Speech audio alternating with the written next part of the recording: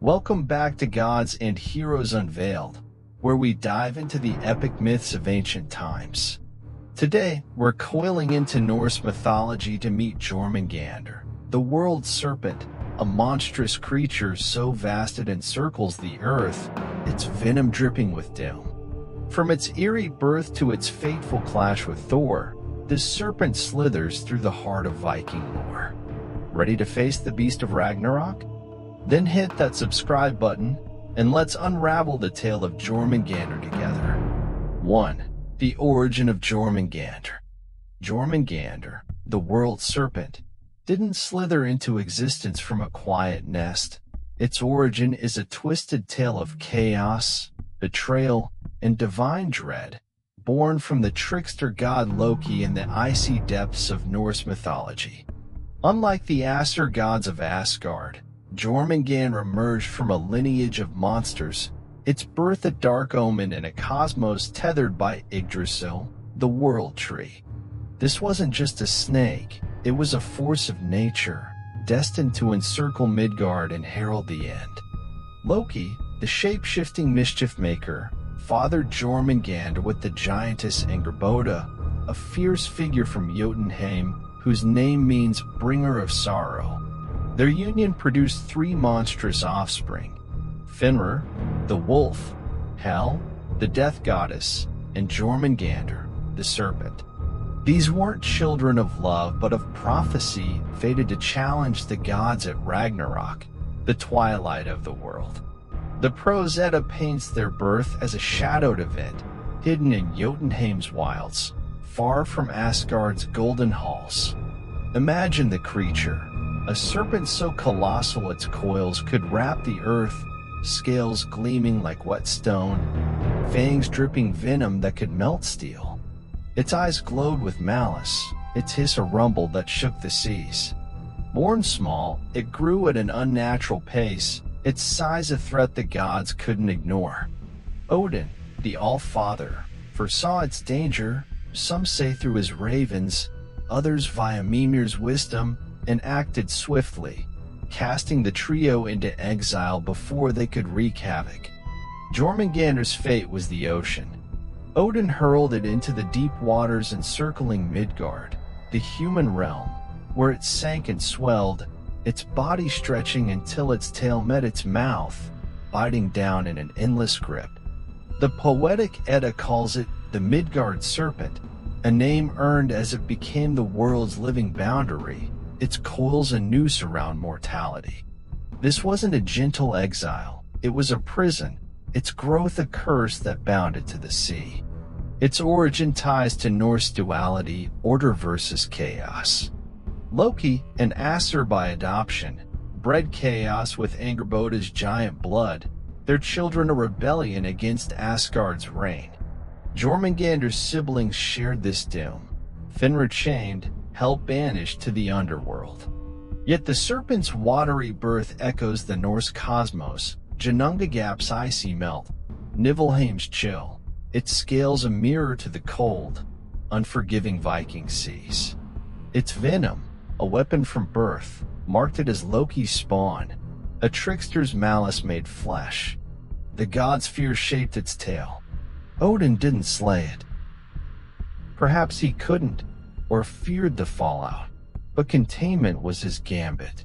The serpent's growth wasn't random, it was fate, woven by the Norns, the weavers of destiny. Some see it as a symbol of the world's edge, others a cycle, life eating its own tail, a grim reflection of Norse fatalism. Its name, Jormungandr, means huge monster or world serpent, a title as vast as its coils. This origin isn't just a beginning, it's a warning. Born of mischief and exile, Jormungandr wasn't a pet or a myth. It was a living prophecy. Its scales a countdown to Ragnarok. As we'll see next, its role wasn't passive, it clashed with gods. Its venom a thread in the tapestry of doom that would unravel the Norse world. 2. Jormungandr's role and deeds. Jormungandr didn't merely coil around Midgard in silence. Its role in Norse mythology was active, menacing, and tied to the thunder god Thor, its sworn enemy. The world serpent wasn't a backdrop. It was a player in the cosmic drama, its deeds rippling through the seas and skies, its venom a harbinger of Ragnarok. From mythic fishing trips to the final battle, Jormungandr's actions wove a tale of rivalry, terror, and fate. Its primary role was containment and threat. Encircling Midgard, Jormungandr held the world in its grasp, a living boundary between humanity and the abyss. Its coils churned the oceans, its presence a constant dread for sailors who saw storms as its stirrings. The prose Edda hints it wasn't dormant.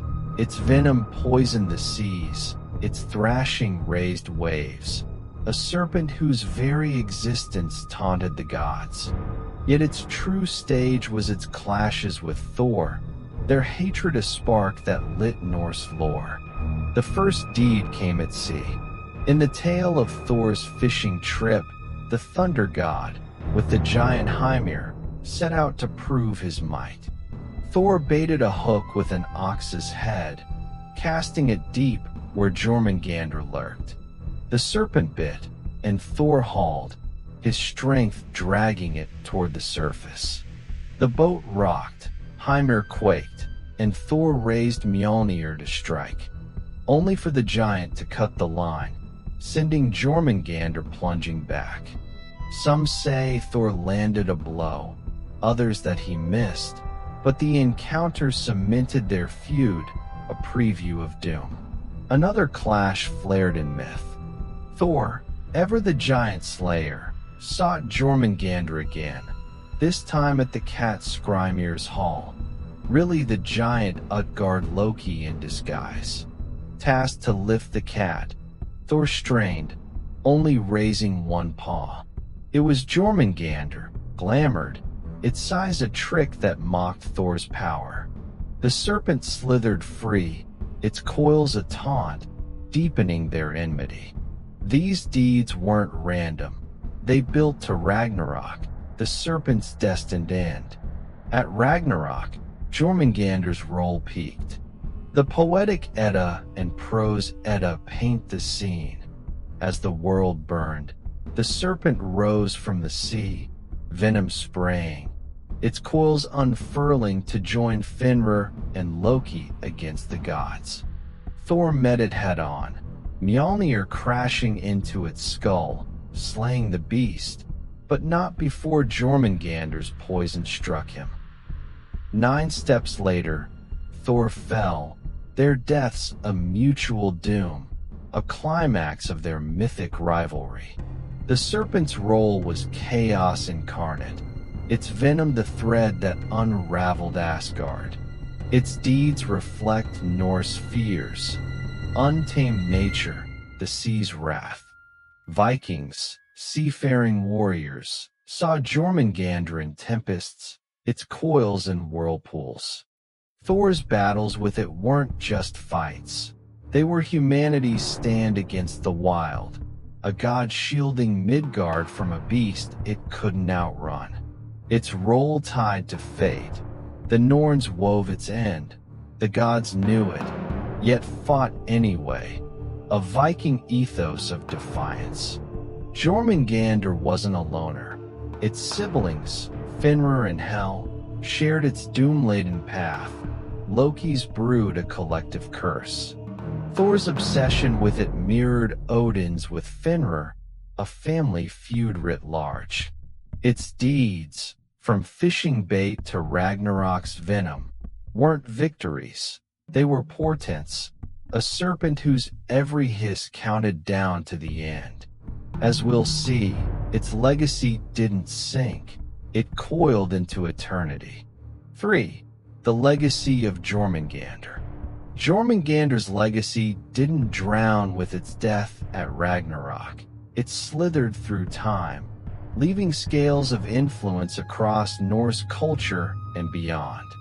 The world serpent, a creature of doom and wonder, coiled its way into Viking art, modern stories, and the human psyche, its venomous tail enduring as a symbol of chaos, cycles, and the edge of the world.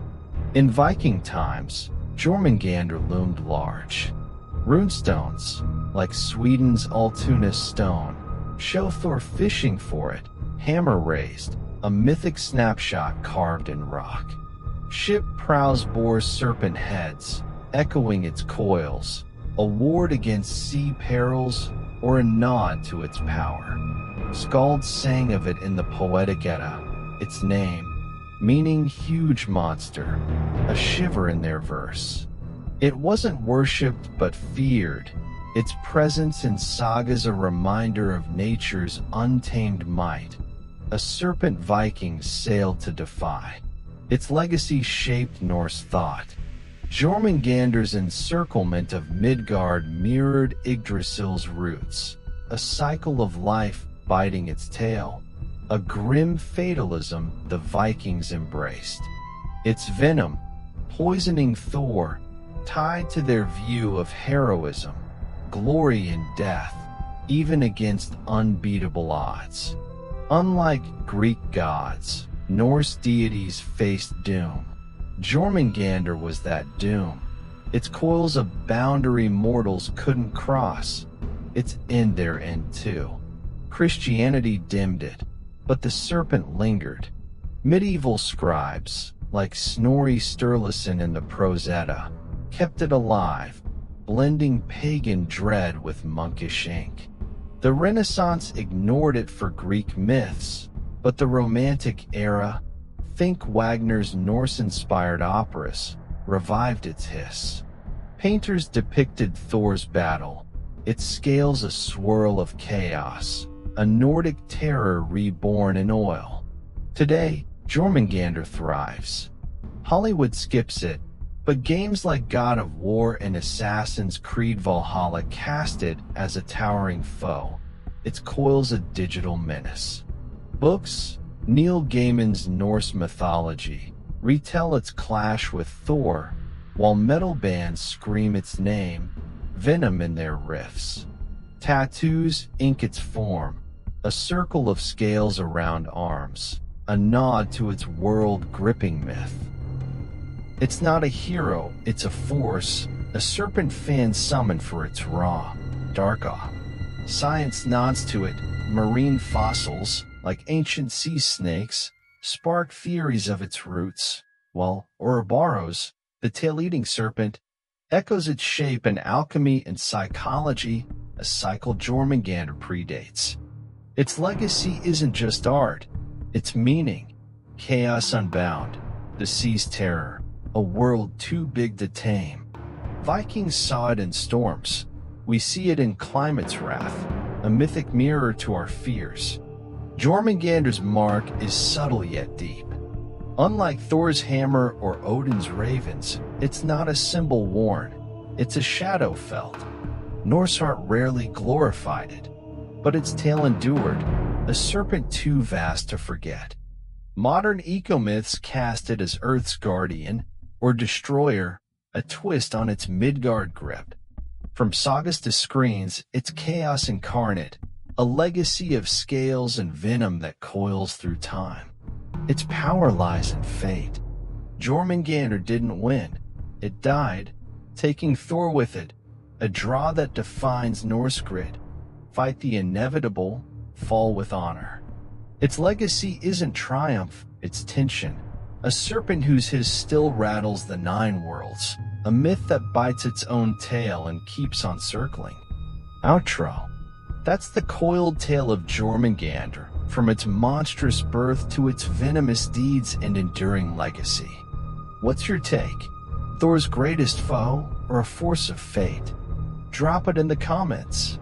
If you loved this dive into Norse mythology, smash that like button, subscribe, and ring the bell for a new epic tale every single day.